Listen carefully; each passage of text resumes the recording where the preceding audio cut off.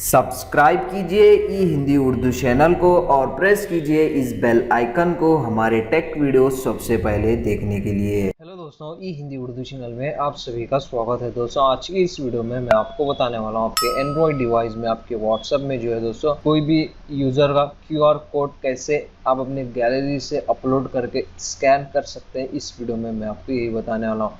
Normally तो दोस्तों अगर आपको किसी यूज़र का क्यूआर कोड स्कैन करना है तो सिंपल से आप यहाँ पे देख सकते हैं, स्कैन क्यूआर कोड पे आप जाएंगे तो डायरेक्टली आपका जो कैमरा है दोस्तों वो ओपन हो जाएगा।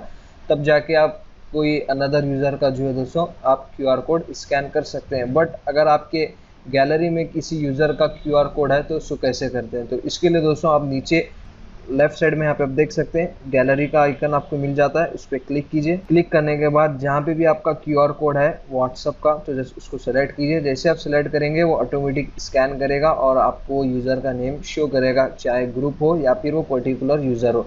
उसके बाद अगर आप वो यूज़र से चैट करना चाह रहे हैं तो जैसे कि मेरा पास जो क्यूआर कोड था दोस्तों एक ग्रुप का था, तो यहाँ पे ज्वाइन ग्रुप करके मुझे ऑप्शन आ रहा है, आप यहाँ पे देख सकते हैं। अभी मैं जो है दोस्तों इसको ज्वाइन हो गया हूँ। तो इस तरीके से आप इजीली जो है दोस्तों आप अपने व्हाट्सएप में जो है दोस्तों क्यूआर कोड आप अपने गैलरी से अपलोड करके स्कैन कर सकते हैं। ज़्यादातर यूज़र को ये ट्रिक पता ही नहीं है, क्यूआर कोड स्कैन करना है तो कहीं पर सेंड करके तब जाके क्यूआर कोड स्कैन कर सकते हैं। बट गैलरी से भी आप जो है क्यूआर कोड को स्कैन कर सकते हैं। तो बस उसमें ज़्यादा कुछ है नहीं इस वीडियो में बताने के लिए। वीडियो पसंद आ गई हो तो लाइक कीजिए, शेयर कीजिए और हमारे चैनल को सब्सक्राइब कीजिए। मिलते हैं नेक्स्ट वीडियो में। Thank you.